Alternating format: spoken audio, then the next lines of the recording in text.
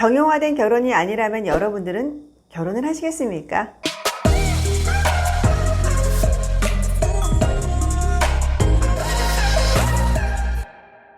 안녕하세요. 커피 매니저 중매 고수입니다. 제가 전편에 남자들이 결혼을 피하는 이유에 대해서 얘기를 해봤었는데요. 요즘에 비혼이 급격하게 늘어나고 있는 추세에 꼭 남자들만 결혼을 피하는 건 아니더라고요. 여자들도 남자 못지않게 결혼이란 울타리로 내 인생을 옥죄는 걸 꺼려하시는 분들이 많이 계시더라고요. 능력 있는 내가 굳이 왜 결혼을 해야 해? 하는 생각을 가지셨던 분들이랑 상담을 하면서 제가 좀 느낀 부분이 많이 있었어요. 그래서 오늘은 뒤늦은 나이에 저를 찾아와 상담을 받으셨던 30대 후반 여성분들이 결혼을 회피했던 이유에 대해서 말씀을 드리고자 합니다. 제가 결혼에 대한 주제로 영상을 찍으면서 느끼는 것 중에 하나가 제가 무슨 특정 단체를 부추기는 게 아닐까라는 오해를 하실 수 있을 거다라는 생각을 한번 해봤어요. 하지만 저의 의도는 남녀를 나누고 서로의 감정을 상하게 하려고 하는 건 아니고요. 그동안 남녀들이 가지고 있는 생각들을 조금 더 나눠보고자 합니다. 각자의 입장에서 보면 다 이유가 있어서 또 그 이유를 조금씩 알아가다 보면 조금은 이해의 폭이 좀 넓어지지 않을까라는 생각으로 오늘 이 시간을 마련해 봅니다. 제가 항상 말씀드리지만 제가 드리는 말씀들은 개인적인 생각이 많이 들어가 있기 때문에 그냥 가볍게 듣고 지나쳐 주시길 부탁드릴게요. 여자들이 결혼을 회피하는 이유 딱 한 가지입니다. 조금은 나아지고는 있지만 예전부터 쭉 지금까지도 큰 아웃라인이 바뀌지 않은 정형화된 결혼 생활입니다.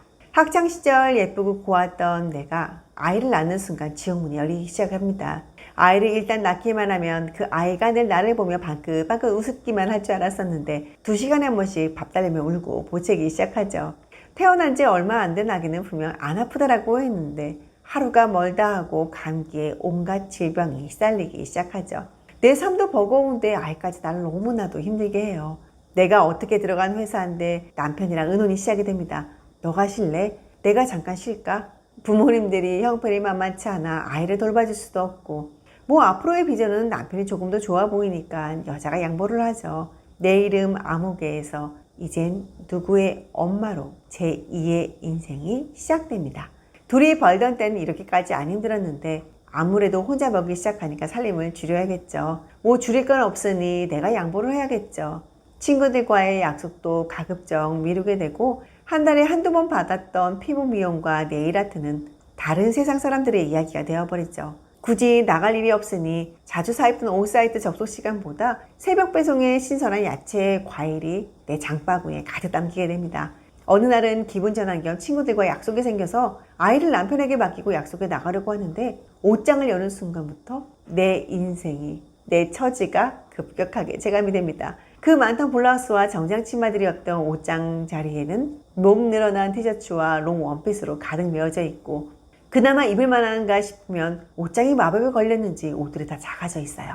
신발장 가득 찼던 나의 하이힐이 운동화와 편한 단어로만 가득하네요. 아유 됐다. 다음에 만나야지 뭐. 그냥 내 아이와 남편과 있지. 기분이 우울하니까 오늘은 밥하기 싫다. 남편이랑 외식을 할까 아니면 치킨을 시켜 먹을까? 치킨을 먹으며 집에서 TV를 보고 있는데 TV에 나오는 젊은 친구들은 왜 이리 날씬하고 예쁘기만 한 걸까요? 그 옆에 남자들은 또 왜 이리 몸 관리를 잘했는지 옆에서 코골며 자고 있는 배불뚝이 내 신랑이 급추하게 느껴지는 순간입니다. 자, 여기까지가 제가 말씀드리면 정말 결혼이라는 생각에 몸소리가 쳐지지 않으신가요? 정말 이런 이야기를 들으면 그 어떤 여자가 결혼이란 촉새를 차게 될까요? 난 절대 저렇게 안 살 거야. 분명 이런 생각들을 하시는 분들이 많으시리라 생각이 듭니다. 그래서 그들이 선택하는 것은 지금 이 세상에서 선택이 되어버린 저런 정형화된 우리 어머님들의 결혼 생활이 아닌 비혼을 선택하시게 되는 거죠. 그래서 자꾸만 결혼 시기가 늦어지는 게 아닐까라는 생각을 해봅니다. 상담을 받으시는 분들 역시도 이런 이유로 선택을 망설이셨으니까요. 근데 제가 확실히 말씀드리고 싶은 게 하나가 있네요. 젊은 시절 여성분들이 선택한 비혼은 혹시 선택이 아니라 회피래. 무서우니까 그냥 피하는 건 아니실까요? 결혼을 하기에는 예전 나의 부모님의 모습이 너무 떠오르니까 난 아직 젊고 부모님들의 살아온 모습들이 너무나도 나의 기억에 생생하게 남아있으니까요. 혹은 주변에서 일찍 결혼한 여성분들의 결혼 생활이 비슷하던가요? 몇 년 전 베스트셀러 82년 김지영이라는 책이 불티나게 팔렸던 이유도 어쩜 우리 시사회를 급격하게 반영해줌이 아니었나라는 생각을 해봅니다. 이런저런 생각이 많아지면서 여성분들은 시간을 보내게 되고 이젠 정말 더 이상은 안 될 것 같다라는 생각이 드는 순간 저희 쪽에 노크를 하시는 분들이 계시죠. 젊을 때 솔직히 체감 못해요. 혼자서 충분히 즐겁고 재밌고 더 자유로워요. 얼마 전 유명한 비혼주의 작가분이 인터뷰를 하신 내용을 제가 읽었었어요. 전 젊은 사람들의 우상인 비혼주의자 작가입니다.